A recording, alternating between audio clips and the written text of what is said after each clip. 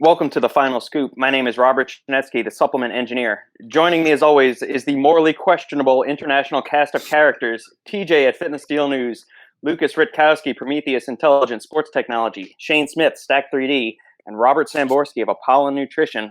Welcome back, my friends. Here we are yet again, doing the deed and trying to get ourselves in more trouble than ever. Morally questionable. As always, every week is the same. Always Let's get into some trouble, man. I was morally questionable throughout the week. I didn't wait this. On the weekends, you just keep it a clean act there, TJ? Just No, during the week? morally questionable, but keep it all the week morally questionable. Well, there we go. That's what I'm talking about. All right, Robbie, you set up now, man? You look like you were navigating through a trench or something going around all of there. Yeah, it was fucking nuts. Now I'm good to go. There you go. All right, let's start. I want to get things rolling with Shane. You cover a shit ton of news stories throughout the week. I mean, you're uploading something between like 15 to 20 new products on the site each day. What tends to get the most traction on the site? Which clicks? Because you cover everything from functional foods to pre-workouts to protein powders to post-workouts to even bullshit ingredients like CLA and glutamine. So, you know, what gets traction on there, and do you ever notice like there's a significant dip, like there's one product category that always tanks no matter what? Oh yeah, like those are the things that go at like the end of the day or the morning. Sometimes I won't write about them at all, but typically stories about new flavors, like if it's another fruit punch, they won't do that well. Basic shit like glutamine, creatine doesn't do that well. To be honest, the most attractive categories is functional and energy drink, like functional foods and energy drink. They destroy pre-workout any day of the week. Really? I'm surprised. Functional food, like a protein bar would destroy a pre-workout? We could share like things like that carry big weight, like Devastate. Mm-hmm. That'll bring in a lot of attention. Same with an Intel. I can't remember the name now. It's going to bug me. Aries, yes, yeah. They ones with big names, C4 as well. But if it's another product from Cellucord, not so much. Things with big names will bring in the crowd, but then that kind of spreads across other categories as well, like Hydroxycut. That kind of brings in a lot of attention as well, just the name alone. But then it also depends on, I guess, if it's been done before, if that makes sense. Like the M&M's protein bar. That one was previewed in April, came out this week or this month. That one, if it's been shared before, like done before, we won't get as much attention. Like 2 years ago, an actual M&M's protein bar would have killed it. But now that we've seen Snickers, we've seen Mars, we've seen Bounty, we've seen it's not as exciting. It's similar with Ghost. Like when Ghost did Chips Ahoy, it was big news. Nutter Butter, when they did that one, big news still, but didn't draw anywhere near as much attention as when they did Chips Ahoy. I don't know if it's because people are like not as excited. Well, not as excited, but like I don't know, not as willing to, I guess, get excited as much when that's something that has been somewhat done before. I will say G Fuel is the exception on that one. Like their collabs just seem to twist and change so much. Like when they did their Moon Pie, that one blew up. Which brand? G Fuel, the gaming brand. G Fuel, yeah, G Fuel. Okay. So their Moon Pie one, that blew up, but they've always twisted and turned. Like they did the Sonic the Hedgehog, they did a Doom, they do ones with athletes, streamers. So they keep changing it up and putting all these different twists. And they teamed up with Twitch on a flavor, which again, it's not a name that has a flavor to it, but they made it a flavor. So things like that, so long as it's something that hasn't been done before. And I think that's why functional and energy drink is so exciting, because it's got so many twists that you can apply to it. And of categories, those are the two. Yeah, all the time. With when you're releasing the stories, are there certain times of day you'll slot certain products? Like, since, I mean, you are always living around the world in different locations. You're kind of a digital nomad. And so you've kind of got to be able to, I guess, slot the stories when they might get the most traction. So do you slot them based on that? So, I guess what time zone are you kind of basing? Is it based off when your audiences are, like where the majority of your audience is located? So if it's, they're all based in England, if you had like 70% readership, would you kind of base it and release the hardest hitting stories at like the middle of the day, according to typically UK time? It's Eastern time zone, so New York, and then I guess we try and put out the exciting stories and the big unveilings around midday, about 2 to 4 p.m. Mm-hmm. I'll put European, UK stories in the morning. I'll put and South Africa in the morning. Brazil goes out around the same time as the American US stories, so around that 2 p.m. slot. Mm-hmm. And in the afternoon, late evening, I'll do Asia and Australasia, and so that times it with each country. But if anything exciting just like falls on the lap, I'll just put it out whenever the fuck I get it. So it's but I aim for those time slots because morning Eastern time is around about 2 p.m. UK, and 8 p.m. in the US is mid morning in Australia, and then nighttime for you guys is pretty much Asia waking up. Right. Okay, all right. Let's. You touched on a couple of things that I want to dive into next. So one of the first things was licensed flavors. You mentioned Ghost did the Chips Ahoy collaboration. They did Nutter Butter. A few other companies in the industry have partnered with various major food companies to release special flavors. So I kind of want to get the panel's opinion. Do you think this does anything significant for the industry? Do you think consumers actually care if you have a Welch's grape juice, like the official Welch's grape juice flavor, or if I just have something really delicious tasting that is great? TJ, get things rolling. How do you think it? I mean, does it impress you? And what do you think of it from the consumer standpoint? Yeah, that's a nice one, Shane. I don't know. I mean, I guess it depends on. I think in protein powders, if you're targeting the more mass market, then I think it does make a sense for people and it gives them another reason to try something. And I do think that there's a placebo effect where you tried something from a known brand, even though if you had something that's better. I just did a review with my son and on a cinnamon tasted thing, protein powder, and they have on the picture, it's from Astroflave. They actually have great flavors for protein. Mm-hmm. So it's a cinnamon crunch cereal, and they literally have the picture that looks like a cinnamon crunch flavor. And so my son goes and says, "Oh yeah, I want to try this one." Right? Usually, I try to convince him to do reviews because he's too lazy. And then he comes on the other side. He says, "This is compared to cinnamon crunch is 7 out of 10 or 8 out of 10 or 9 out of 10, whatever." And I think it does create interest. So I think it pulls people. So I think it's good for the industry. I don't know in reality if it makes a real difference. Some of the best flavors I had nothing to do with a known brand whatsoever thing. I do think it has an appeal. I think if you can bring a brand, it first gives you credibility. If you bring the brand name, what Ghost is doing for sure gives them credibility as, hey, they have pull, right? Like they can actually pull these things. So I think it plays to that. Yeah, I would say if I could do it, I would do it. I don't see why not. I wonder how expensive it is. It's probably not very cheap.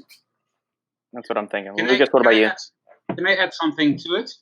TJ, yes, sure. Lukasz, the one in Poland. I wanted to ask you because what do you think about like the licensing and the unknown brands? For example, you have the Ghost, the Nutter Butter, right? This collaboration, and from the other side, you have a protein that is, for example, cookies and cream. Do you think that customer will go with the named collaboration, or they will go with the random stuff? Yeah, I think it really depends. I mean, there's no one straight answer to that, honestly. I think if you have a brand and it's on, let's say you're Ghost, you have a brand out there, you have flavors out there, you have a following, people like you bring something like that, then you give your audience another opportunity to go at it. I don't think they go at it because you did it. I think if you're a new brand, you came out of nowhere, and you get some sort of a collaboration like that, it actually gives you brand equity right out of the gate. So that's a good. It's almost like bringing an athlete, right? Right. Like if you can bring like this big ass LeBron James to your not known brand, wow, you're gonna get attention. Yeah. So I don't think. You know what? I'll give you one way I can answer this. Most of these do not stick, right? So I don't think the financial model is behind it. I think it's a marketing exercise to a large extent in 80% of the cases, and that's why you don't see them stick over time. You know, like someone will do a collab, it will stay there for a while, and then it will go away or something like that. I think it's probably very expensive. I do think it's a good thing if you can rationalize it from. I would put it in a marketing budget. Mm-hmm. So do I you wouldn't think? put it in the product cost of goods. It's a marketing expense. So in this case, do you think it's better to do like a, for example, limited run? Do, for example, I don't know, 5,000 units of, do a collaboration, or I do think the problem a run till you sold out. I think the problem. I wouldn't do a collaboration like that before I have mass distribution anyway, because you're not going to be able to justify the cost. If you're doing a licensing deal like that, you're going to have a big upfront cost. Like the brand is going to say, hey, listen, I'm not going to even waste my time below X guaranteed amount. So you need to have, so a limited batch probably wouldn't return its, the cost. Mm-hmm. But again, I don't know. I mean, it has to be expensive. Someone needs to pay for that. That's what I'm saying. It can't be in the product COGS. It has to be marketing. And I think it does play a good. I mean, I would do it honestly. Like if I had a brand, like if I am known. But again, when we talked about bodybuilders, what do I want to be known for? If I'm known for innovative protein flavors, then yeah, I would do a collaboration with a cereal brand or whatever, a chocolate brand or something. I would do a Nutella chocolate flavored something, yeah, because it's brand equity. Again, I'm reinforcing the fact that I'm the best in this area. If I'm known for pre-workouts, I wouldn't spend a dime on a fucking Nutella shit because who cares, right? I would do a collaboration with some drug dealer from Colombia. Knockout's edition. Or some shit. I would put some hardcore shit, right? Or some porn producer or something like that. I would go hardcore, right? Jackie Treehorn.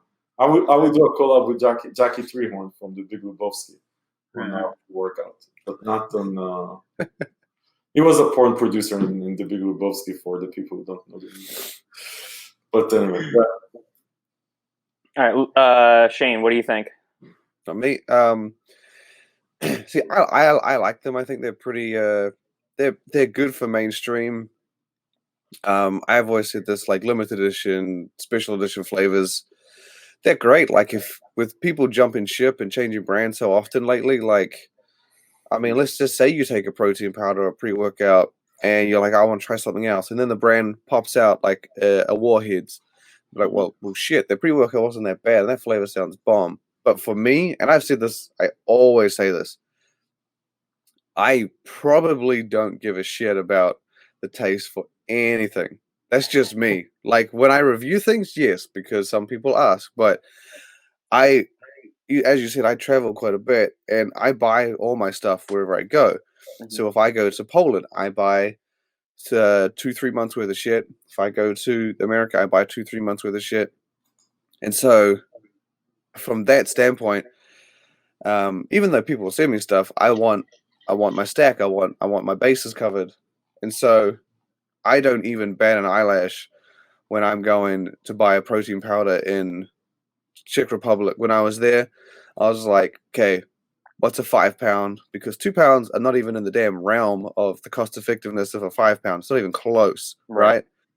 And so my catch with these licensed flavors is, as TJ touched on, the pricing is just like you won't find a collab that's within a good price, like at all. Like, I mean, Ghost does have pretty good stuff. I think their whey is like $40 for 2 pounds without a discount code, which is like 32. That still doesn't come close to a 5 pound at 50. Like not even close. Right. And so I would even consider that. I don't even consider looking at 2 pounds when I go and personally buy my protein powder, I will see what is a good value at like £5, and then I'll figure out which one I like from there. I'm not going to go the other way around and be like, I like that flavor. How do I get a good deal on that? It's what's the best value, then figure out what flavor it is. And even then, I just go chocolate. And then when it comes to pre-workout, I'm very similar. I'll be like, okay, I got 50 on protein. Let's do 30, 40 on a pre-workout. And then I'll gauge on the ingredients. And then I'll figure out flavor. I never do flavor first. That's me. Other people probably aren't like that, but I just have personally never cared. It's always been like when I started taking supplements, people said to me, they said, "Oh, you should try this. It gives you good energy, and the flavors can be good." It wasn't the other way around. Hey, this tastes amazing before you train, and it might give you energy. No, I take it for the benefits. That was what I've always done. So I think it is great for the industry, and it's exciting. But for me, it's just I always go. I'm ordinary, and I always go value and benefits and everything else first, above all. And that's when why I go and buy stuff. the distribution is so important, right? As far as distribution, I mean, who you are, what do you stand for, and where can I find you? So if I'm Ghost, I'm direct to consumer, you can literally find me in one place except the Ghost website, then fine. And it's a very specific audience. And when you do a collab like that, I think it makes sense, right? Because again, that's the audience. The audience buys you because of the brand. It serves the brand. If I would be Muscle Tech, and I would pull shit like that, I don't think like it's gonna be. It depends. Maybe on a specific product, I think it might be it will work out. Otherwise, from a small brand, also, what does that even say about me? If you can find, I will say the best value collab that I would probably consider is Dymatize, and that's only because they already have. No, but you yeah, know, that's what, that's what I'm saying. But from a consumer's they didn't pay a lot. They own the rights, right? No, yeah, but if you're literally the company, if you're a consumer and you go to the shelf, you're not going to be sitting there going, "Oh, he owns that." You're just going to be looking at the protein, the price, and that's it. I would Dymatize because they didn't change the pricing on the fruity pebbles and the cocoa pebbles. They an ISO 100 is already a very good value isolate, pretty much. So for me, if I were to go isolate, which sometimes I do, or a lot of time I do, that would be one I'd consider. But I think again, if Ghost did a £5 and it was in the 50-60 realm, then yeah, it would be. But that's just me. And like TJ said, I do think if it's something like a pre-workout, and to Ghost's credit, they've charged the same for their collabs as they do for the regular flavors.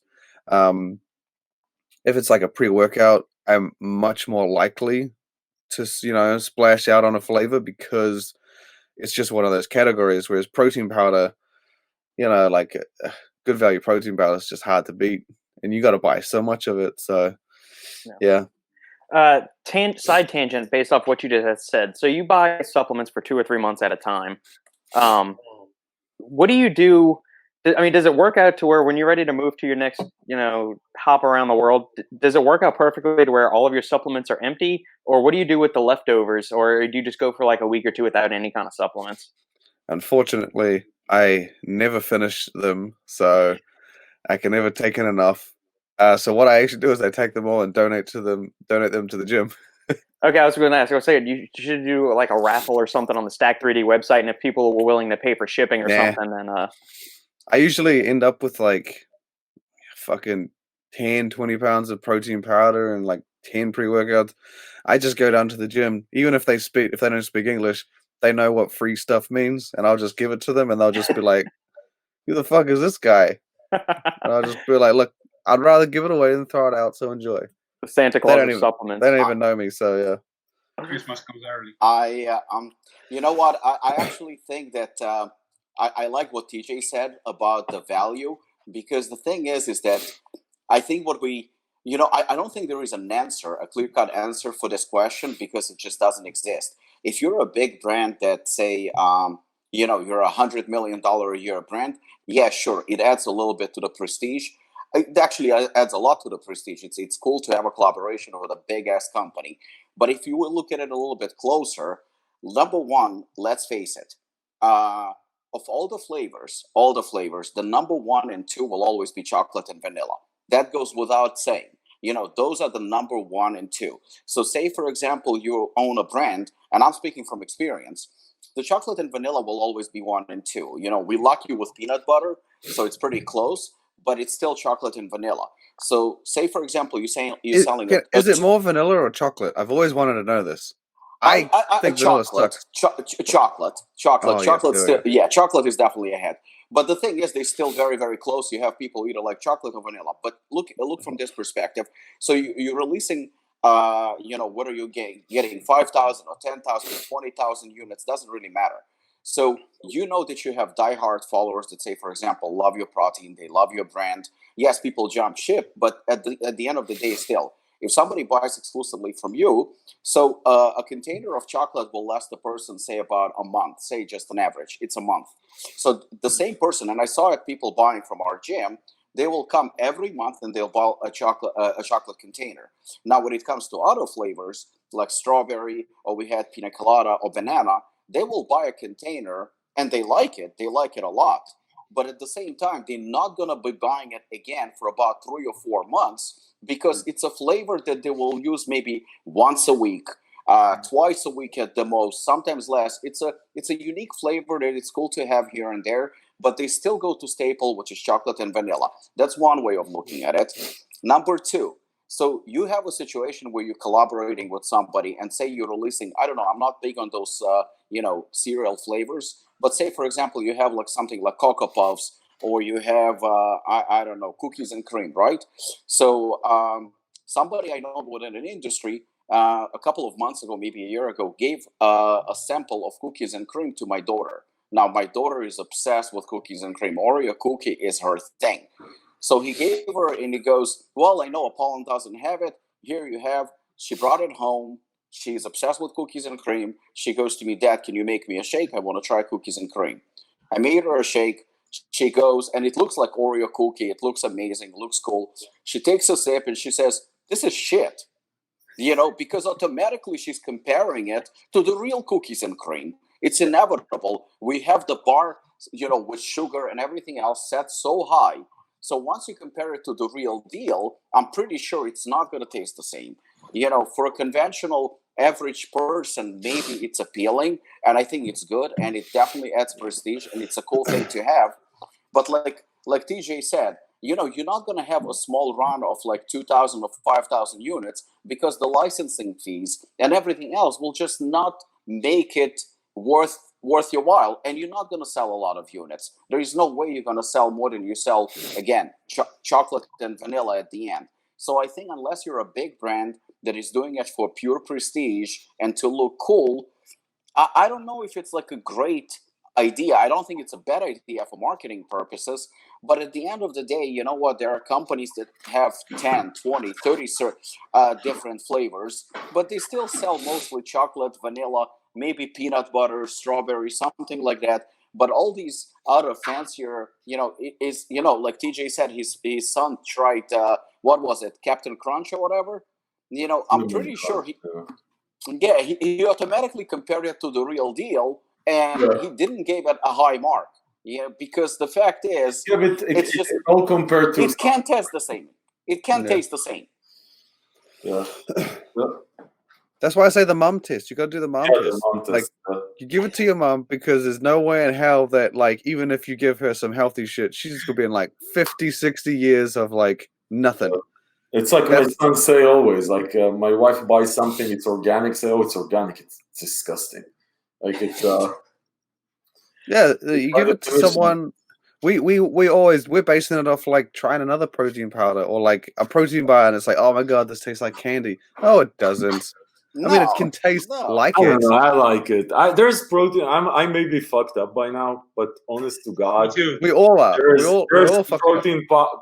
I can think about right out of the gate of probably like 3 or 4 protein bars that I Yeah. prefer on any candy bar you give me. Yeah. I'm not a big candy person though, by definition, so I'm not sure. Well, I think that's, protein that's bars why you're not consistency. big on candy. Same. Because I think the consistency of protein bars has like gotten so good, it's but so much I better. by don't think that like the sweetness of like actual milk chocolate, specifically like in the UK and Europe, where like the milk chocolate is just the tits, like protein bars just cannot like they just can't come that close. Yeah. I mean, you are taking in like 50 grams of sugar, but you know, still, Right. it's Maybe because I just don't like. I don't eat a lot of candy straight. I just don't like it. I'm not big into it. But I think that's the reason why. Yeah, that's probably yeah. I also like candy, but when it comes to like protein bars, man, I can crush. I could live on crush protein bars. Honestly, Yeah. easy. By the way, easy. It's not. You know what? It's not that I could live on protein bars. I rather live on protein bars. oh yeah. If I could choose, like. I could choose, by the way. I could do it. And there's been days if I have like a lot of work when I'm traveling, I just live on protein bars. I don't give a fuck. And I just go protein bars all day. I remember the couple of times that I tried to pull that shit with the Quest bars. That wasn't fun. 17,000 pounds of fiber. Man. Yeah, all the IMOs that were in there and all the other. That was a total shitstorm, pun intended. Some of are protein bars your go-to snack, or do you prefer something else?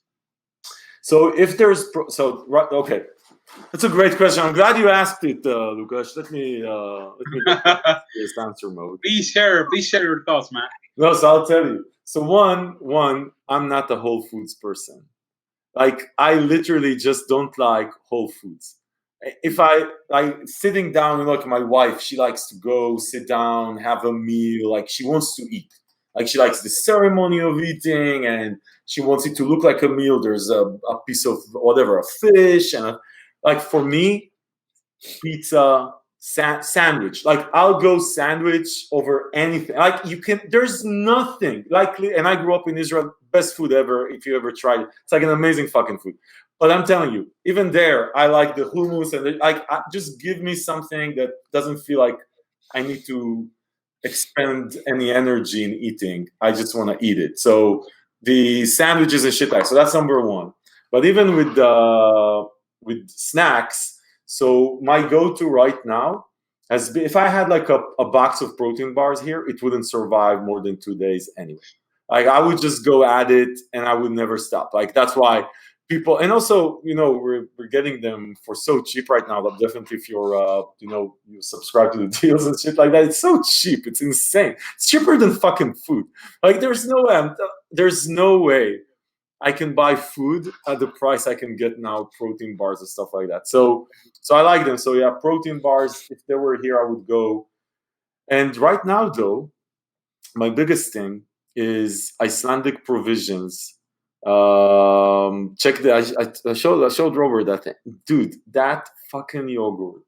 I actually tried it. It's amazing. It's amazing. Insane. It's called so Icelandic Provisions is the name of the brand. Shit, what's the name of the product? It's Icelandic yogurt. I'm running a blank now. I'm running a blank. I'll bring it from the I'll get Skyr? my son. Vanilla Skyr? Skyr? Skyr. Oh yeah. Dude, but that brand specific, there's a couple. There's Siggy's is the more known brand and stuff like that. But listen, that shit. So first the plain one, and it's so creamy, it's unbelievable. The plain one, you look at the nutritional facts of this thing, it blows your head off. It's like a Greek yogurt, right? Sorry? It's like a Greek yogurt. It's more dense. And it's much better. No, Lukasz, listen. It's like a Greek yogurt. No, it's even better than a Greek yogurt on the calories. Yeah, I've seen... But the texture is definitely in Poland as well. So I don't know the texture of the shit. It's my best. In Europe, it's all over the place. 16 grams of protein, 0 fat, and I think like 4 grams of carb. Man, and the texture is unbelievable. Now, if you like me, like coconut, they have one coconut. I'm telling you, I literally could go on that shit for like 3 months with just eating that thing. It is unbelievable. So that's like even a very good protein bar and the Skyr, like the Icelandic Provisions coconut. Man, I go coconut every day. It's unbelievable. I remember Lukasz telling me about that kind of yogurt when we were in Czech Republic. Like, it's Eastern Europe. That shit, like, that place blew my mind because when I went to the supermarket, the bread section is just like, it's just fucking giant. And then you get the meat section is like tiny as shit. They got like, and they have just as much chicken breast as they have chicken heart and liver and all this stuff. But the yogurt and dairy aisle is just filled with different types of yogurt. It's very similar, very different in the US, right? The US has some variety. Oh, it's insane. There is years, but it's not as big. I can tell you, like where I grew up, man, the variety is just Americans. It's different. America it likes the known. To be honest, like you look at it, also like food. You know, like how many, like 50 years of Subway and Dunkin' Donuts and whatever. It's very much the same. And a lot of Europe and New Zealand, I guess, also like nothing survives. Like, I can't think about one thing where I grew up that lasted more than 10 years. It just doesn't exist. There's no such thing. It doesn't exist. Nothing lasts more than 10 years. Nothing. No chain. No nothing. Unless it's like you know what? Nothing. Even pizza chains. Like nothing lasts. People get bored. They move on. They want something new. Boom. They're gone. There's so same thing with yogurts and shit like that. I grew up on variety. Yeah. So this is the Icelandic provision. I'm gonna share my screen. So this is like a huge tip for the audience here. Share screen. Which screen am I sharing now? Okay, this one. So this is the one. You see it? Oh yeah. Yeah. Am I sharing? Yeah, you good. This is amazing. So this has more sugar. The plain one is 16 grams protein and I think 6 grams sugar. So it's like a protein bar. It's like 120 calories with 16 grams of protein. It's amazing. And it's so good. Yeah, they had that type of yogurt. That type of yogurt's like all through. Like that's all that when Lukasz said, "Oh, you should try this yogurt, the Skyr yogurt," and I was just like, "Dude, that's all they fucking have." Like it was all over the place, and I was like, "Which one do I?" When we were in Poland, we went to Scandinavia, they have a lot of them as well. It's crazy. So good, man. The Skyr one has a different. I like the Greek yogurt, like Chobani and others, but it's not the same. This one is thick. It's unbelievable. Even though I was everywhere, I never actually tried it. I'm not a yogurt person, to be honest. What about cottage cheese? Yeah, but not as a. But in Poland, not like a snack. I like it, but you eat it as a snack. You say, I really feel like cottage cheese right now. No. See, you have to understand when you go to Eastern Europe, like I've been to stores in America. You will not come close to the amount of cheese selection these guys have in those countries. It's insane. But cottage cheese, do you have cottage cheese as a snack, Lukasz? Like you. I imagine they probably have cheese at every meal of the day. You know, I think there's cottage cheese in Europe as a snack. Yeah, I will give you a great recipe, and it's super easy. Just 3 ingredients: cottage cheese, scoop of protein powder, and blueberries frozen. Boom. What? Mix them in a blender. Mix it all up. And you got how to because I did exactly what you're talking about with the Icelandic yogurt. And it's also awesome. Yeah. Like it almost like ice cream. You get literally as close to ice cream as possible. Yeah. Look at that. This became a cooking show. What the fuck? TJ, did you do it in a blender? Yeah, blender.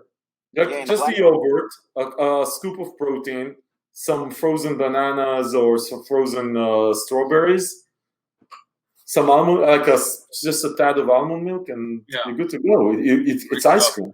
Like literally very close to ice cream. No stems, no dash of caffeine or anything. Half a scoop of Assassin, a scoop of Hypermax, and then 3 caps of Overtime, and he's good. Right. Yeah, I agree.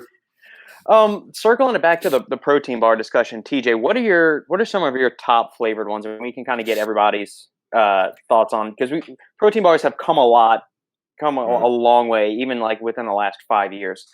So where do you think are some of the top flavors and brands, and we'll work our way around the Yeah, table. so it really depends what you like personally, also, right? Like, so I'm like, I'm a coconut-like person. So if I go into a 7-Eleven, I'm on the road. The first thing I will look for is the 1-bar almond and coconut one. That's so good. That's really good. Oh man. Yeah. Like, and I will try to get only one, because if I get 17, I'll just crash 17, like no doubt whatsoever. So in a 7-Eleven, for me personally, nothing comes close to this one, right? Like the coconut one. I really, really liked the bodybuilding signature crunch bar. If you haven't tried it, it's awesome. Like, it's their own brand, right? Right. It is so good. So, and all flavors. They knocked it out of the park. It's better than the Muscle From Crunch Bar. It's just the best. I think it's up there with the best crunch bars I had. Actually, My Protein released the layered one, which looks very similar. Layered protein bar, very similar, also very good. So that one I really like, and also almost all flavors there. And I think Mark Lobliner is the outright bar. I don't like the macros that much because it has a lot of sugar. It has more sugar than protein, I think. So I'm not sure where to put it exactly, but I think they nailed it with the texture there. It's really good. I like the MRE bars, Redcon 1. By the way, again, speaking of coconut, if you haven't tried the MRE bar, the German cake, I think. Yeah. Oh, if you're a coconut person, that shit is fire. It's so good. Oh my god, it's so good. But these are, like, top of my head, these are the ones I can think of. On the site, on the Fitness Deal News site, I've bought, I want to say, like 3 cases when you had the SinFit bars on sale. Oh yeah. And I bought 3 cases of the Gronk candy bars, which are like a Snickers. Do you like those at all or not? I like them. Yeah. I like SinFit bars are awesome. It's just like, I just put them in a separate categories because the macros, I mean, it's like a 400 calorie bar or something like that, right? It's like the My Protein triple stack bars. They're amazing. They're as good, right? But it's a different category. The Gronk bar was good. Snickers bar, it's sort of discontinued. I think I don't think they do it anymore in that branding with the Gronk one. I think it's the last stock. But that was stupid. But that's what I'm saying, dude. Like, seriously, if you're on a budget, stop buying food. Buy protein bars on Fitness Deal News. Like, seriously, you could live for like 3 years on $500. Seriously, and perfect macros. That's science. That's a scientific. Google that shit. It's proven. I don't want to. $500 for 3 years. I'm telling you, Shane. What are you talking about? I'm reinforcing what you're saying. I say $166 a year. Yes, you can live on $3 a week. 30 cents per meal. 30 cents per. Yes. Screw Whole Foods. Fuck the supermarkets. No, just like Shane, he's just gonna dry scoop the greens powder, eat some protein bars. He's got everything covered. He's fine. Don't dry scoop it. Just sprinkle it. Sprinkle it on top of the bar. Exactly. Lukasz, you're exposed to a few different protein bars than we get here in the States. What are some of your top ones? Yeah, the barbell shit, right? You guys are all into this barbell. Yeah, you know what? Ready to go. As TJ said, you have like these categories. You have this like higher energy bars and, more like, less calories, But of course, like Scandinavia is crushing the game recently, especially with the barbells, with the Pandy bars. Proteinella recently also released new bars, which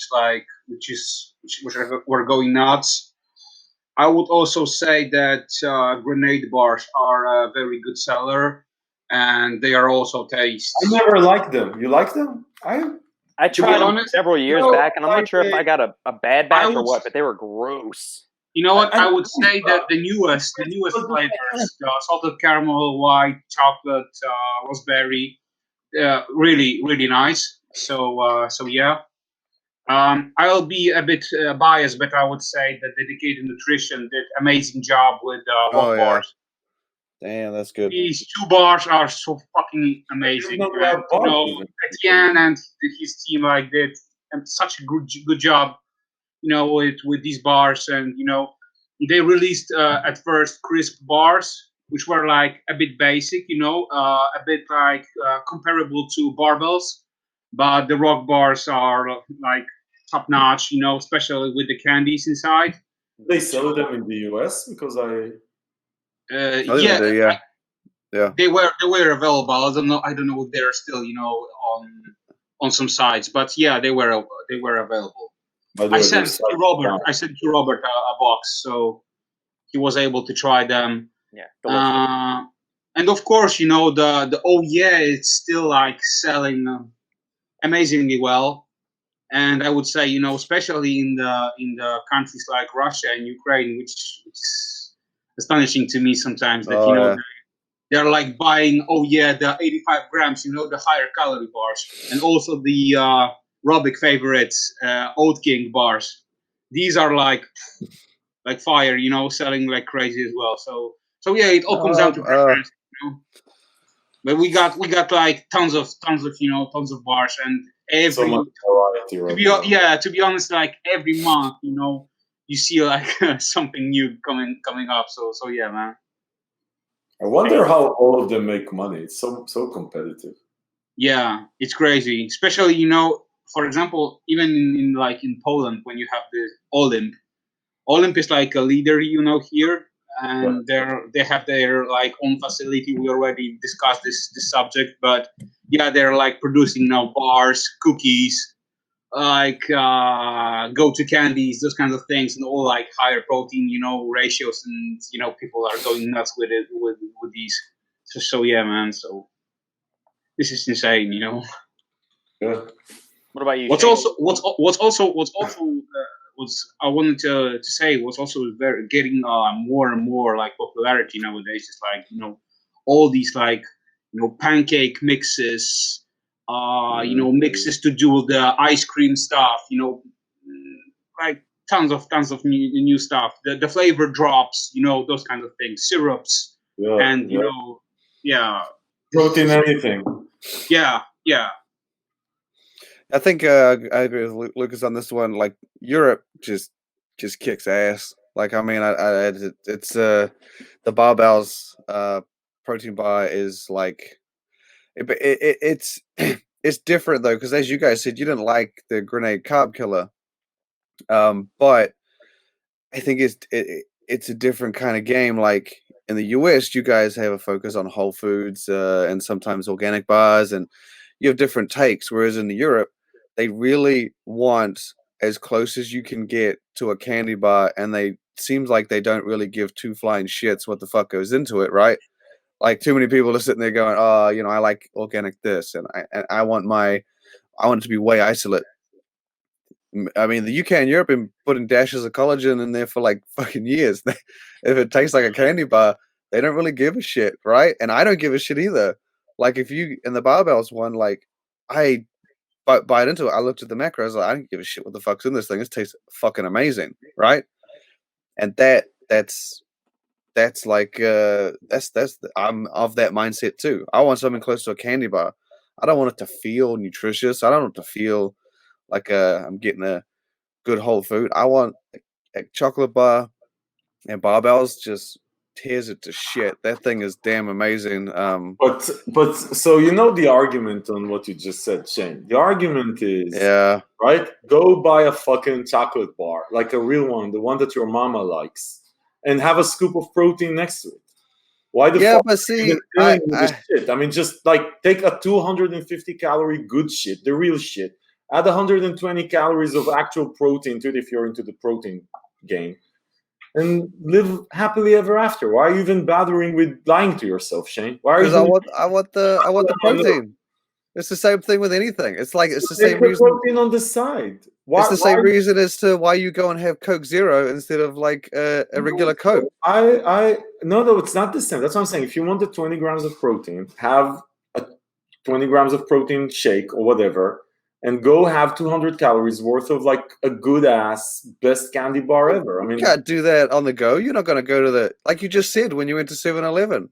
You go to 7-Eleven. Where you take the protein. I'm just saying. No. But I'm saying take a candy bar, and then when you get back home, drink the scoop of protein. Yeah, but you said when you go to 7-Eleven, you pick up a bar because you want to have it there. I want the 20 grams of protein. You're saying I don't give a shit where it comes from. I just want it to be a candy. So I'm just saying, have candy. Oh yeah, obviously I'm talking about the protein sources. I'm not talking about like where it comes from. I'm saying like because in the US, a lot of people put effort on whey isolate, whey concentrate, milk protein. Right. In the UK, a lot of them have collagen sources in there, and it's not obviously as complete as whey, but what I'm saying. if you're getting 20 grams of protein for 200 calories, a candy bar won't even touch that.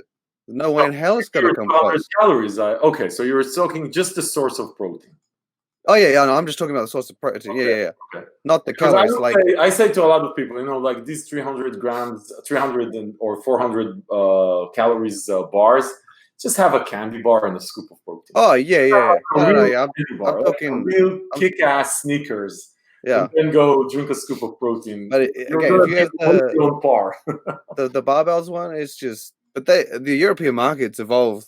In my opinion, it's gone beyond bar. It's like they're starting to bring down the macros to have, you got 20-gram bar, which I still believe a lot of the ones in the Europe just dominate anything you can get in the US. But they've evolved into snacks now. They got like the Nova Nutrition Break Bar. I mean, that's as candy bar as you're gonna ever get. Like, I've actually given that to my mom, and she said that thing tastes like a damn candy bar. Yeah. I mean, it tastes like Kit Kat, and then they've manufactured that for several brands. What? But it's like the macros are like marginal. Like, it's the same calories as a Kit Kat, but it's like that's what I'm saying. Higher protein, lower sugar. So their angle is not so much get your 20 grams of protein. It's taking a lot less sugar for like a few cents more versus that candy bar alternatives. But a lot of those companies in Europe, they've gone beyond it. They got ice creams on a stick that taste they will just blow your fucking mind. Again, done the mum test. They've got M&Ms, like actual Smarties is what they have, but M&Ms like protein-packed M&Ms. Not like Muscle Farms one, which is still very high protein, but actually high protein. I mean, they've just gone beyond into just so many different areas. There's Max Protein from Spain. They do like a packet of high protein chocolate biscuits, chocolate cookies. The macros are better than a protein bar. I mean, I was shitting for like probably far too long than a healthy human should have been because I had the whole packet. But shit, the thing is because that approach obviously can catch up on you. It's like, I didn't care what's in it. I'm just gonna eat it. And I took in like 60 grams of protein, probably twice that in fiber. I don't know, but damn, it was like so good. I didn't care. And then you live and learn. But still, like they've changed and morphed into all these other categories because you can only push taste so far. And obviously there's a limit, it's like pre-workout. You can only stim yourself out so damn much. Like you can only push the taste of a protein bar so far. And I think a lot of them have now caught up with one another. And they just starting to look into different categories. And they have that ability to come out with so many different formats, like barbells. They got their ice cream. They have ice cream on a stick. They have ice cream bars. They have ice cream in a cone, all protein packed. I think their ice cream on a stick's like 8 grams of protein for 150 calories. It's and that thing tastes like a real damn ice cream. The only thing I knock on it was that it didn't taste like a tasty ice cream, but they put in like swirls of caramel and chocolate pieces. But damn, like it's just over there. It's a different game. What about you, Rob? I think that what I mean. I was fortunate enough to try bars everywhere, and I'm not as big of a fan of protein bars. But at the same time, I remember, Lukasz knows about it, going to Europe and trying Oat King, and it's a completely different ball game. I mean, I'm sorry, no disrespect to American market, but they shit all over America easily. And that was like 3 years ago. It's not even fucking close. But, if I had to choose something in the United States, I totally agree. The outright bars are good, but they're way too sweet. The aftertaste stays for you forever, and it's just so sweet you can't stop drinking fucking water. So they're good, but at the same time, it's way too sweet for me personally. Way too sweet. I do like Robert Irvin's. Robert Irvin's protein bars Fit are Crunch. actually Fit Crunch. That's right. Fit Crunch are pretty good, and other than that, I don't know. That's about it. But like I said, Oat King for me in Germany, that brand is just off limits. That's the best one. I think we're all like products of what we're brought up with, though, aren't we? Like, if you're surrounded with, if you like the outright bar's done crazy good, but it's like a peanut butter, like nut butter based taste. Like it's a nutty, like all of them. Like while they have their little tweaks, they're all very nut butter based. So if you don't like peanuts, you're shit out of luck because they all fucking have some sort of nutty taste to them. But then like that might make sense because Americans are very like, you know, loving of the peanut butter flavor. But there will be countries out there that, like when I went to Poland, I mean not Poland, Czech Republic, they didn't have peanut butter on the shelf. That shit blew my mind. I was at the supermarket and I said to Lukasz, I said, why? And he's like, and it was the same when I went to look for bacon, they had one type of bacon. And he's like, well, what were you expecting? I'm like, I don't know, more. But that's the thing, like when you go to these countries, taste is so different. So it's not too surprising that like if the grenade bar makes it to you guys, you're like, well, no, it's all right. But in the UK, Europe, where chocolate is sweeter and candy variety is a little bit bigger, especially from country to country, it's not too surprising that they might lean towards that kind of bar, something that they've brought up with. So yeah, it's I think it is a condition of like, and I imagine Asia is a whole nother ball game in itself. But like, I think it's a condition of where you're brought up and just the culture and market as well. Yeah, in some closing thoughts, I'm going to bounce off a few things EG all said. Is that the outright bar is way too sweet for me. I think the macros suck. Sandy loves them. Like if she could, she would live on those if she could. I love them too. I don't want to love them. They're not very filling at all. I mean, like it's about this big. That's my problem with this. 280 calories, 30 grams of sugar, or whatever. You know, like 20 grams of sugar, 15 grams of protein. I'm thinking that's not really a protein bar. I mean, I kind of look at like 20 grams as that. It's Whole Foods and all of that stuff. It has more sugar than protein. Right, yeah, and that's my issue. It's natural sugar because it's honey, but it's still sugar at the end of the day. You have some of those. Have some of those protein cookies that fill you. That shit will fill you up like fire. I tell you what, man. You may be in the toilet, but I guarantee you'll be full. And then the organic things, like TJ mentioned early on, I've never understood if you are somebody that is so hardcore vegan, vegetarian, or organic for food, why are you going to buy all these functional packaged foods anyway? If you are care that much about a label saying organic, then just eat real fucking food.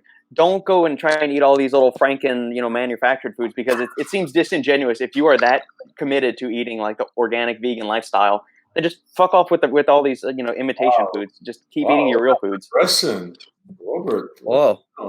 I know. I'm just getting warmed up. Do you here, have but some stems? Jesus. I finished my upper body workout before we started this. So. Vegan and organic. By the way, you just I love the attitude. You just bundled vegan and organic together with no shame. Like it's like it's the same thing. It's like you people, vegan and organic, and well, I mean, in Austin, this area, a lot of the people, I mean, it kind of goes part and parcel. So the people that are looking for the organic stuff are also the people that think just because something is automatically labeled as vegan or vegetarian is automatically healthier for you than anything else on the planet. Yeah, vegan and healthy has nothing to do together. No, Yeah. and the second I see organic or vegan on a bar or something, I immediately in my brain I'm thinking, this is going to taste like dog shit, or it's going to taste like ground up dirt and grass clippings or something. And I don't think I've had a good organic functional food that I can think of. And I might be speaking out of turn, but I can't. Nothing is jumping to my mind. It has anything to do with organic, though, right? No, it's just a variety for organic, because organic has nothing to do with flavor.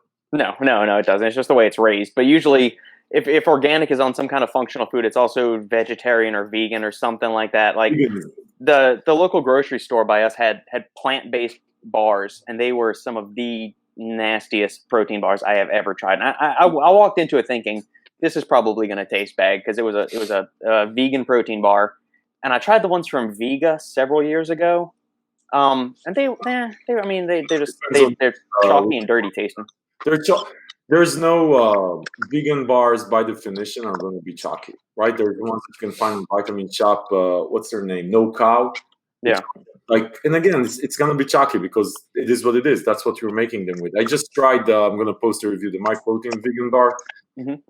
It's edible, but for a vegan bar, it's good. But if you compare it to like a Yeah. real bar, It's funny how you say it. It's edible. no, it's good. I mean, if I It were is. vegan, this would be a great option. But if you're not vegan, then it doesn't compare, even, right? There's Right. nothing to compare. It's kind of like the barbells one. They did one. Then they were like, "Oh, best. It like rivals our actual bar," and I'm like, "Bullshit." Oh, And then I tried it, and I was like, "This isn't even remotely the same thing." Yeah. Like it's like, I mean, I get it. It looks the same, but when you bite into it, I'm like, no. Like, I mean, it's good for a vegan bar, and I can eat it, but it's like vegan protein. When you compare it to whey, it's like, oh, vegan protein tastes amazing. Yeah, I'm like, next to like ground up peas and all the other like the stuff that's in it, but like compared to whey, again, and then whey even compared to like chocolate milk, it's like different again. So that you get further down the line, it's just yeah. I mean, Yeah, I that's think the same vegans always way- gonna have trouble. I feel when something's naturally sweetened, it's like it's stevia. I always qualify it as, all right, well, this tastes good for something that's just stevia flavored. But if you stack it up against something that's got ACE and sucralose in it, I mean, it's night and day. They're not even close I said together. that to someone the other day. They were like, "Oh, we did we got a new protein powder, and it was a very strange source of protein. Oh, it was the salmon protein one that has come out of Europe." And they're like, "Oh, it's meant to taste pretty good, and it's naturally flavored." And I'm like, "I don't know, man. I don't know how you can naturally flavor salmon protein." And like, no, trust me, it tastes good. And I'm like, I know that you're saying this, but I just have trouble believing it because again, this isn't whey, and you've even naturally flavored whey, you can kind of get a sense on, but naturally flavored salmon protein, I'm like, no way. I mean, prove me wrong, and I'll admit it, but I just don't see it happen. But if you had tested salmon protein naturally flavored for 2 years and you never left your house and smelt fresh roses, then yeah, I'm sure that like this shit probably does taste good compared to what you started with. But I just I can't see it happening. It's like TJ says, better than dog shit, but that doesn't actually make it good. Yeah, but again, if you've been locked inside testing protein, you'll forget what dog shit tastes like. Yeah. Right. You've been All right. brainwashed. The next topic of conversation, gentlemen. This is kind of going. I see Shane has, for the second week in a row, is sipping a green Monster. And yesterday I was doing a live with my friend Steve Shaw, who used to be the editor over at Tiger Fitness. And one of the questions we got was, did the other ingredients on an energy drink actually make fuck all of difference in it? And so my question to you is, do you notice anything aside from the caffeine? So Monster's got what, 160 to 180 milligrams of caffeine, depending on the flavor. Reign and Bangs have 300 milligrams of caffeine. So, aside from the caffeine, do you all notice any difference in the actual effects or the perceived effects of different energy drinks? Like, do you crash off of one? Do you feel a little bit more energized, assuming it's got an equivalent amount of caffeine from it? I don't feel anything. I'll be sure. I think they're all the same. Like the other ingredients are bullshit. Really, That was my response. yeah. I mean, it's to save the money, cut the price by half if you want to. Even though I don't think it adds anything to the cost, really. But I don't feel it. I don't think it's. You don't feel that super creatine in the Bang there, CJ? Super creatine, I feel. The rest I don't feel. Yeah. Super creatine, I did feel. I become Superman for like the super glutamine. Maybe they'll add super glutamine, Robert, your favorite. Oh, here we go. Yeah. Yeah, we'll save that rant for the next thing. Lucas, what about you? I'm not a energy drinker as well, so I'm exactly the same as DJ. If I want to get stimmed, I would rather take some nootropic or even take a half a scoop of pre-workout and just go with my day. But as far as energy drinks, I don't like them, and to be honest, I don't like the easy, the fizziness and everything. So nah. Like the fizziness? Is that what you said? It's not my thing. Shane is like drinking Monsters like all day long. When we were at Germany and we were like going to the gym at 5 a.m. in the morning, the first thing what I've noticed at the lobby was the Monster can. Wait. You got to understand that was because I just got into Germany the night before and had no pre-workout. You also had no pre-workout, so I had to down 2 Monsters. Yeah, I just cooked it in the hotel room. That's why. So I personally have been a fan of energy drinks for shit. I remember when I first had one when I used to be a competitive swimmer, like at 8. I think I had my first one at like 16, 17, and I drank that shit, and I was like, "Holy flaming shit! What the fuck is that?" Like seriously, anyone who ever tells me supplements don't work, I'm like, you know what? You down 0.5 gram of caffeine and sit still and tell me what happens, right? And that's the thing that blows my mind out of the entire supplement industry is that like you can take that and you can get more energy. That is like as Harry Potter shit as you're ever going to get in this world, I think. Seriously, right? Like you drink something and you can now like do something faster and strong. Like and you feel like it's amazing. But to the energy drink point, I like the added ingredients, but I think energy drinks are subject to the audience, right? I stumbled across energy drink because I wanted some caffeine here, right? Or I wanted it on the go. Or as Lukasz said, when I'm at FIBO and I want to get some work done and, I grab an energy drink, right? It's on the go. It's convenient. And for that situation, like if I'm looking to do more work, there's no way in hell I'm going to notice if it's got, I don't know, ingredients for better blood flow or ingredients for better focus, right? It's an on-the-go thing. Same with gaming. If someone takes an energy drink for gaming, you have to make the benefits stand out like crazy if you want it to feel different for them after they've lived a life of energy drinks, right? It's way harder, I think, to make someone feel or experience better benefits on an energy drink than it is on a pre-workout. Because a pre-workout, you're going to the gym, you're doing so many different things: endurance, exhaustion, performance, pumps, and you've got rest times, and you're sitting there and you're left to yourself to focus, right? So there's so many different areas where you can notice something benefits you. But with an energy drink, people are doing shit. They don't take it to like they go to work, they go to game, they're constantly doing something. So unless like it's a huge lift or like a huge enhanced cognition or anything like, you're never going to notice it. So they're not even going to be looking for it. They're just going to take the energy, drink it, and be like. And so I mean, and none of these ingredients are ever going to do that super hyper effective. They're just not going to be able to deliver that, even with added ingredients. I mean, it's I'll buy the them. context, right? Yeah, it's just just the context. Like when you work out, I feel like I can take a pre-workout and sit down and not feel the same as when I'm under the weights and I'm actually doing something, because you got natural shit happening in your body that enhances the experience. And it's not the same thing. You won't get. I doubt if you'll ever take a pre-workout and you feel raged by just sitting on your ass working on the laptop. Yeah. Like exactly. Like if you take a pre-workout and you go and you do gaming, you're not going to notice as much as if you go to the gym and you feel the pumps and you actually pushing yourself and the music is in your ears. Yeah, and you give it that experience and you set yourself up with that. But like, and it can go vice versa. Like if you take an energy drink and you go to the gym, you take back, you will notice effects and you'll be more open to noticing things than if you took an energy drink and just sat down.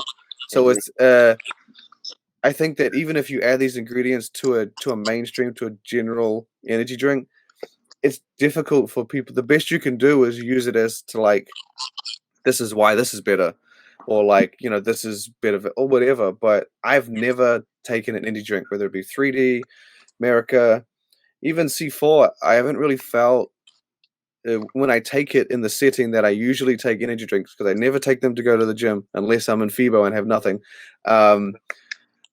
It's the same experience for me, except C4 has beta-alanine, so I get tingles. But I never take it and go, oh my god, that's got more focus than this.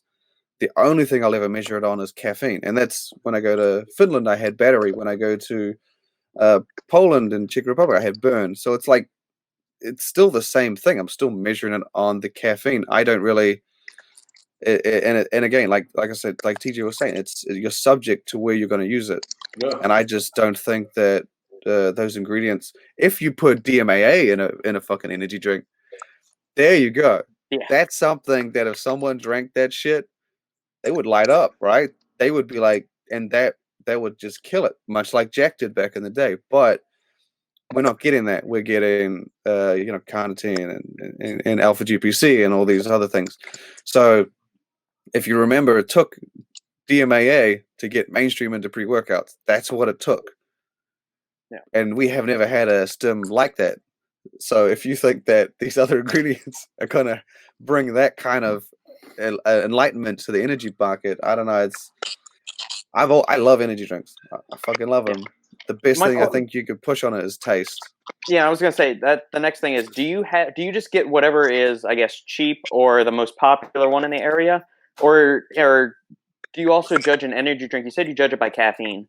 Do you care about the flavor of energy drinks? Because you said pre-workouts, the taste of a pre-workout comes second to its effect. Again, so you're subject to the situation. Like pre-workout, if I'm about to go to the gym and I want to fuck some shit up, throw it in my mouth, right?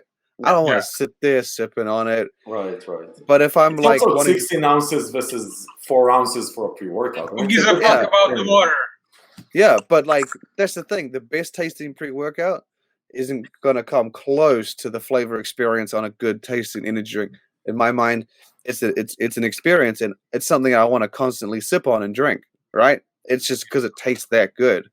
So flavor for me is like it never used to be, but when Rays came along and 3D and America, like you were just like, holy shit, I can enjoy this now, right? And they're like all similar price, so it's like, what the shit, this is when I get into Europe, it's just fucking anyone's game, really, because I have no fucking idea what I'm looking at. But it's taste is what I think it needs to, is something that has to be pushed. Like, and again, like I said, the ingredients aren't gonna make too much. Have never made too much difference in my opinion when I've actually drank them. Ray's has those added ingredients, but the next to Bang, I haven't felt anything more than the caffeine. So like, I think that flavor, like again, if I had an energy drink that had those extra things, and then I had something that didn't, but it tasted like fucking space, like shit, I'm gonna grab that thing every time, right? Right. I have Monster. There's like just caffeine in there. There's nothing added to that, and I have other stuff here. Robbie? I actually, I never felt like a lot of energy from energy drinks. Maybe because I don't know, like I drink coffee like pretty much like a few times a day, and I really like coffee, so I guess I'm kind of used to it. So caffeine in terms of energy is not gonna do much for me in terms of energy drink, but I do like them. I do like them a lot, but probably this is where I most definitely agree with Shane. When it comes to a pre-workout, I really don't give a shit, what it tastes like. And I think most of us, the ones who actually, train and lift and athletes, and we don't give a fuck about the taste. I will bring, for example, hooligan or assassin new flavors to the gym to give around to the guys that train at Apollon. Guys, try this, and they're gonna go like. Most of them will go, I don't give a shit what it tastes like. They really don't. It can taste like shit. Nobody cares, especially because that's our market. With energy drink, I think it's definitely different. You don't have the same ingredients as you have in pre-workout, especially if you take, stuff like Assassin or, or Aris or something like that. The ones that are really, really loaded with those stimulants that taste like shit. But you have energy drink. That's basically what is an energy drink. Most of the time, it's just caffeine. That's all it is. It's not going to be anything super fancy in terms of ingredients and stimulants. It's going to have a good dose of caffeine, anywhere between 200 to probably as high as 350 or something like that. So because it's also such a mainstream product that everybody likes. I mean, if you talk about Bang and if you talk about Monster and all those drinks, you're going to have so many people hooked on it. People that don't work out, people don't give a shit Yeah. about working out. Average office rats, teenagers. I mean, that market is huge, and of course, they care about taste. And let's be honest, so do we. I have my favorites. We all have our own favorites. Yeah. When it comes to flavor, when it comes to taste, they have to taste good. I mean, it's one of those things. Like, I think when it comes to protein powders, energy drinks, intra workouts, BCAs, they do have to taste good. Yeah. I mean, of course, we all have different tastes, but somebody likes something a little bit sweeter, somebody likes a little bit more sour or a little bit more tart. That's a whole other thing. It's a matter of opinion. But overall, it does have to taste good, and I think that's why this is also, what I said about protein powders. I don't think that it's necessary to have so many flavors. You don't need to have 10, 20, 30 flavors because it's all about basics at the end. 2 to 4 flavors, I think, for most part, it's enough. But when it comes to energy drinks, I think it's fully justified that we have companies releasing, I don't even know how many flavors Rain and Bang has, but it's probably 20, 30, 40. I don't even know how many, but there is a flavor for everybody. And I think it's important, and I think that's where it really matters. Energy drink must taste good. Again, you might like coconut and I might like apple, but the truth is we both have choices, and the companies are giving us those choices, and they're very cheap, they're very convenient, they're very on the go. And I know there are people like me, like I literally drink sometimes energy drink just because I like the taste. That's it. Yep. I'm not going to exercise. I'm not going to the gym. I'm not going running. I'm not doing anything even productive in terms of physically. I might be just sitting on my ass and doing nothing. And I will see that sometimes I'll just grab an energy drink because I just feel like drinking it. And that's it. So I think that market is so wide open that it appeals to so many people from different ways of life. So yeah, definitely. When it comes to energy drinks, flavor is probably the most important thing. I also think it's because it's, while we liken it to pre-workouts, I think it's more of an extension of soda, right? Like it's more of like soda with caffeine. That's why I think like that's where mainstream are going to see it. It's an extension of coffee, actually. I think, or coffee or that. So, and it's every man. I think that's the thing. It's not a supplement. I mean, I think we're looking at it from a very different angle. Whereas, like, I think from the mainstream market, like Coke went from Coke to Coke Energy, right? Like, that's I think that's the most obvious example. Like, people will be like, "I like Coke." Oh, it's just Coke with energy on it, like caffeine in it. That's what they think energy drink is. Whereas we sort of like we're compared to pre-workout, but like that's I think why. That's the majority why of the world, yeah. That's why I think when you see someone taste like this, says, "Oh man, I feel this way more than I feel the other one." It's either total bullshit or placebo or someone. I guarantee you, if like mainstream consumers, like 90% of the guys that buy the energy drinks, they're just gonna grab it and be like, "That's an energy drink." What's the difference? Right. I know it's got a different look. Like if you sat there and said to them, "Oh, this has like added taurine," and it's like I don't give a shit about it. Who the fuck cares? Yeah. Nobody woke up one morning and said, "Oh damn, I feel that taurine kicking in." If anything, it would tame the stimulant effect of caffeine or anything. I mean, that just. But again, if you put DMAA, like not even like obviously you can't, but like if you had something that gave those effects, I can guarantee you that energy drink would be fucking. It would just dominate over like within a week, within a month. It would kill it. It'd be copied like immediately. But like, that's if you had something like that, then I would understand. It'd be like, okay, I definitely felt that energy drink. But yeah, I mean, all these little other ingredients, I don't imagine. I've never felt a huge difference. Building off of that, then. It's so funny, since we can't it's funny. Go ahead, Robbie. Yeah, it's funny you should mention it. I remember being, I think it was an MMA class or something like that, and I was just done with my training, and 2 guys were about to go training, and I saw that both of them were having an energy drink. I think it was Bang, so it was like maybe 2 or 3 years ago. They were having Bang, and one goes like, I think I'm ready to train. I definitely feel it kicking in. And the other guy goes to him, he says, "Oh my God, I definitely feel the BCAs kicking in." It was hard not to laugh. Man. I was like, holy fuck. Did he just say BCAs just kicked in. You know what? You know what? Marketing's at its finest. If he thinks the BCAs are kicking in, what the fuck did he just say? I wish I could feel BCAs kicking in. I would love to know what that felt like. That was so funny. A total placebo effect, total bullshit. But the thing is, like some people are falling for it. So like, I think the the placebo effect. If you have a placebo effect, if you can feel something and believe you feel like, because placebo, like you'll believe it, your body will believe it. If you can believe that and feel that, then shit, don't you tell him otherwise. You let him keep feeling them BCAs every day. You let him keep coming in and getting a kick off those branch chains. I would not stop him until he realizes. Then tell him, you know. But if he's actually getting a genuine like kick, then shit, let him go. I would. I wish I got a kick off that shit. Building off of so we can't obviously put DMAA, DMHA, urea gerensis, you know, the NN-dimethylphenethylamine citrate into energy drinks for obvious reasons.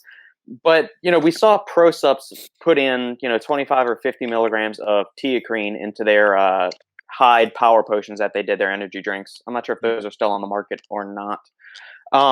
But do you think there's a place in the energy drink market for things like dynamine, teacrine, Dynamite, or the Alpinia galanga extract? Not. I don't think they'll notice. 100% no. The reason why I'm saying no is because, Robert, you know very well how much teacrine and how much dynamine you need to put, in fact, to even feel it in a combination with caffeine. And you also know about the prices of teacrine and caffeine, specifically at the dosages that it does work. So now you have average.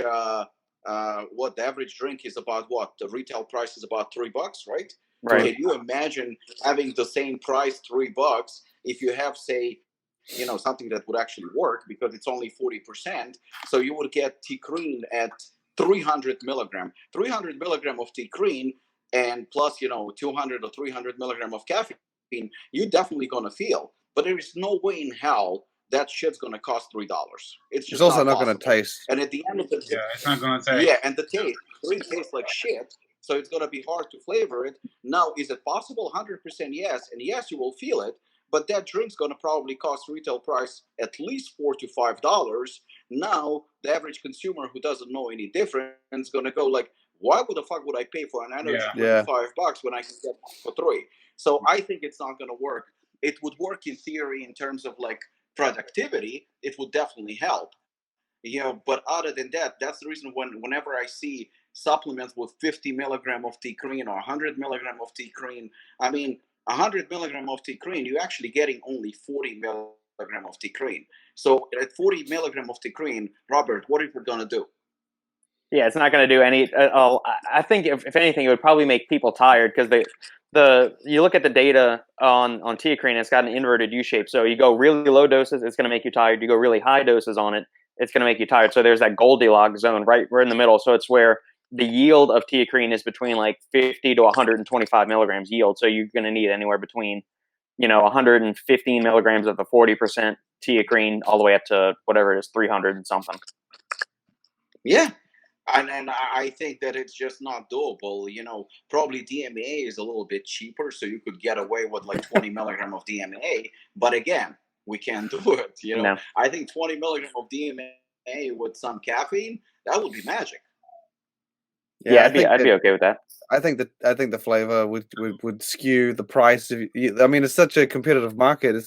It'd be like introducing a protein powder at $70 versus $50, and be like, trust me, you're gonna feel this a little more. Like it's like the only thing I would like to see an energy drink is a little bit more of a prolonged effect. So maybe something like, I don't know, 200 milligram, or, you know, between 200 to 300 milligram of caffeine, and maybe another 100 milligram of dicaffeine malate, just to prolong the effect a little bit. Nah, bro, just buy two. Buy two for $4. Yeah, you'll be good. Or 2 for $4. Yeah, but at least that would increase, and it would be still cheap. I mean, the general consumer, I think, is like, you've got what, 5 seconds to convince them when they see it in the chill. Like, what are you gonna? You're not gonna, like, if you just put long lasting energy on there. Like, no, but I think people have done that. People have done that. But if you build a brand around it will require effort. On the shelf, I Oh don't yeah, anyone yeah. gives a shit. But if you come up with a brand that says, "Hey, listen, here's my story," it's not about. I mean, think about 5 Hours Energy. I mean, it's $1 billion company, Yeah. and branding wise, it's 5 hours energy in a shot. Boom, you're all over, right? Yeah. So you need to build a brand. It's not just put it on the I shelf. never got 5 But hours. at the end of the energy. day, TJ, at the end of the day, right now we have, I don't even know how many brands that have energy drinks. There's a shitload of brands that have energy Yeah. drink.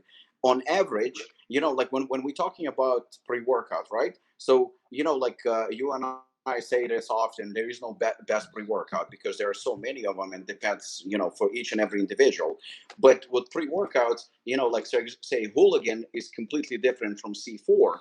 They have both their own market, but they're completely different. Yeah. So you have a choice what you want. But if you take an energy drink, for example, so energy drinks, they basically exactly the same, all of them. The only difference is the flavors. That's it. And Whether you marketing. like one flavor or the other flavor, but in terms of like performance, they all range between 200 to 350 milligram of caffeine. So they exactly the same. Well, that's exactly what I'm saying. I think that the market is. I'm actually surprised of how non-innovative the space has been compared to its size. It's such a huge market, and there's been literally, except freaking flavors and some pixie dusting of shit. I think it's a fragile market. Sorry? I think it's fragile. I think you can't do, like, people have done these functional things. People have tried to do these I different haven't seen anything that tried to. I haven't seen even the promise. That's my point. That's my point. There are long-lasting energy drinks out there that have come from over the years. There are beverages with additional ingredients. They've had those over the years. But again, like you said, you didn't see them because I think that the general mass market is how it drives it, right? No, but I think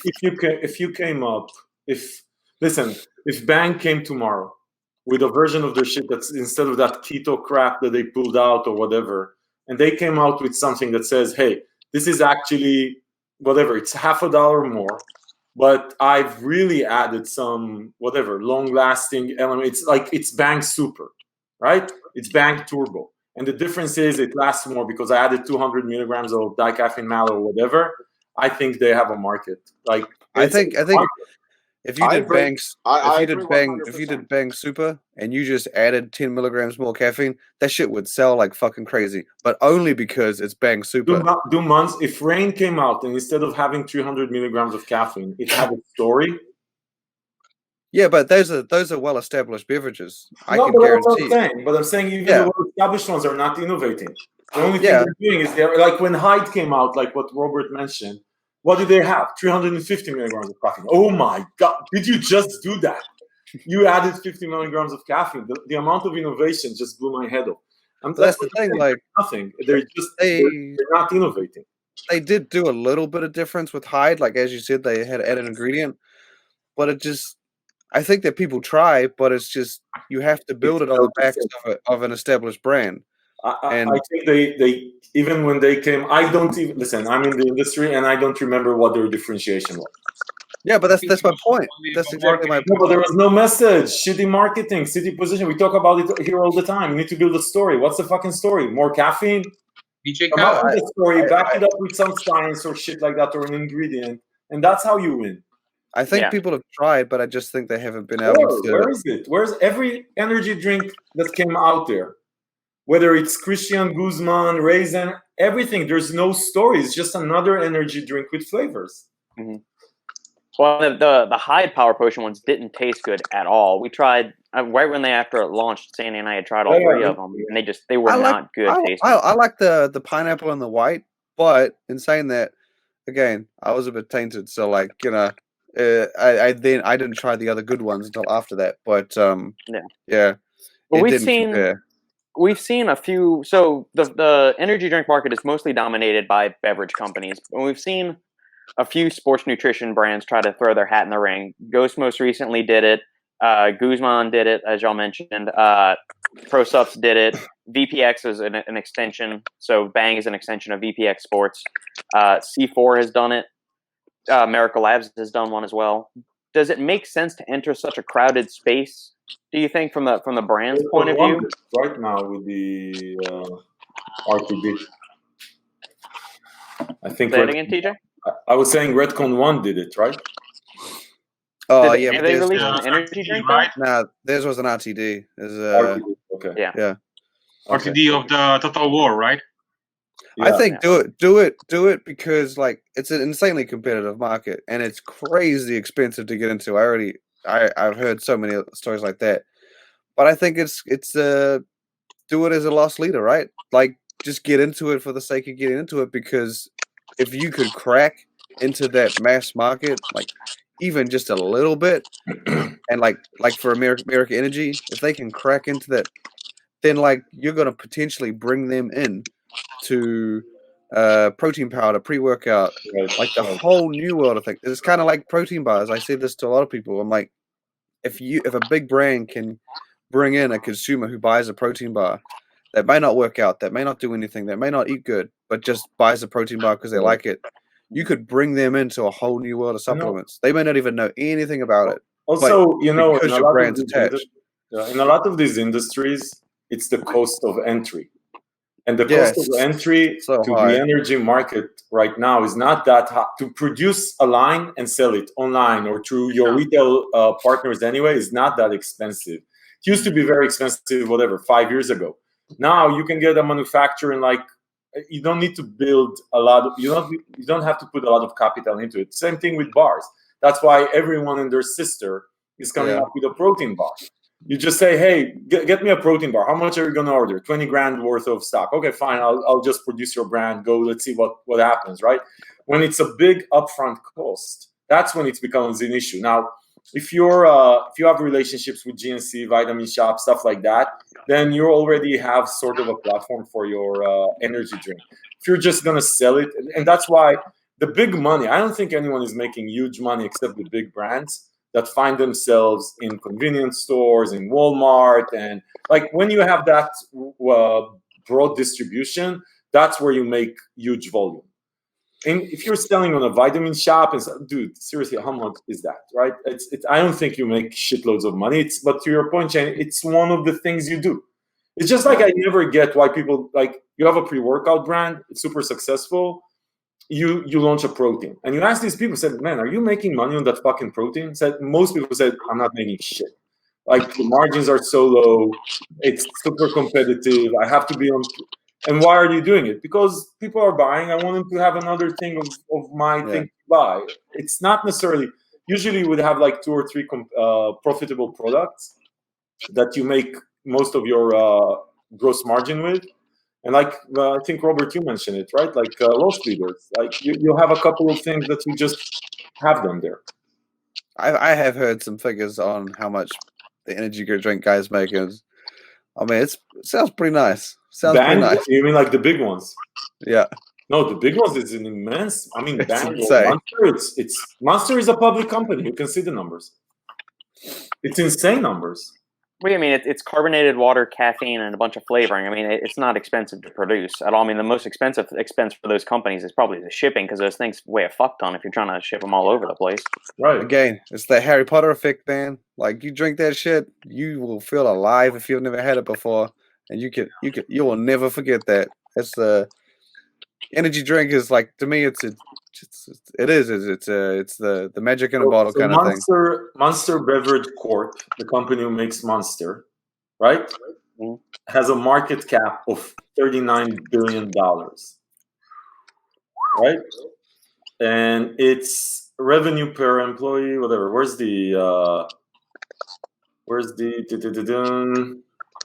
their revenue? Because it has. I mean, if it's 40 billion, it has to be an insane number. So I mean, yeah, but these are the big ones. The others, I don't think even comes close. No. These guys, like, that's the thing. When I see supplement companies trying to take on energy, like, it's cool and I like it. But then when you realize the size of just one of the big companies in the energy drink market, like even that compared to the size of the entire supplement industry, it's like these guys are literally, like, no pun intended, but these guys are monsters, right. just powerhouses. Yeah. And I mean, there's not a lot of them though. So Monster did, look at these numbers. This is insane, by the way. I didn't even look at it. Sales, right? First, they had $2.7 billion in 2015. It's Damn. 4.2 billion in 19. So, and that's like a fucking tech company growth rate. That's an insane growth rate. Like they increased by 1.5 billion in like 4 years. It's an insane, but nothing comes close. I mean, the rest is niche. The rest is totally niche. You don't get it's Monster, it's Bang, and that's it, right? And then there's you got Red Bull. Red Bull, Red yeah. Bull. Red Bull is Rockstar. Rockstar's another big one. Tiger. You got there's quite a few good ones. Yeah, Red Bull is big also, but Red Bull sort of lost its Steam. Yeah. I mean, I don't. When I think, I mean, I know Red Bull was, I guess, probably the originator of everything. Yeah, they invented the industry. Red Bull is more popular in Europe than in US. Yeah, Bro. I mean, it's an Austrian company, right? Yeah. They invented the industry. They literally came up with the industry, but it talks to you about this shifts in the industry. When the industry shifted from Red Bull tasted like a fucking medicine. Yeah. And when the industry moved to flavors, they didn't adapt, and they got killed so fast. And they still didn't adapt, and their look and feel of the cans so old fashioned, right? It's see, there you go. I mean, I don't know if this is correct, but if you Google Red Bull's revenue for 2018, it's 6.1 billion. Yeah, it makes sense.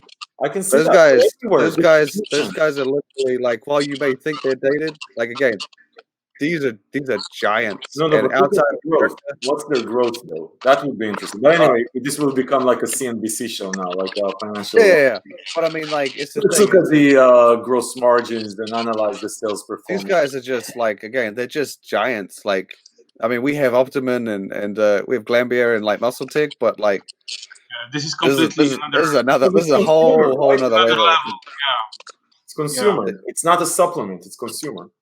And these guys come in and like try and make a dent, but like Monster, like you watch them, you see in different areas of the world, they'll have a different energy drink. Like Burn is, I'm pretty sure that's Monsters.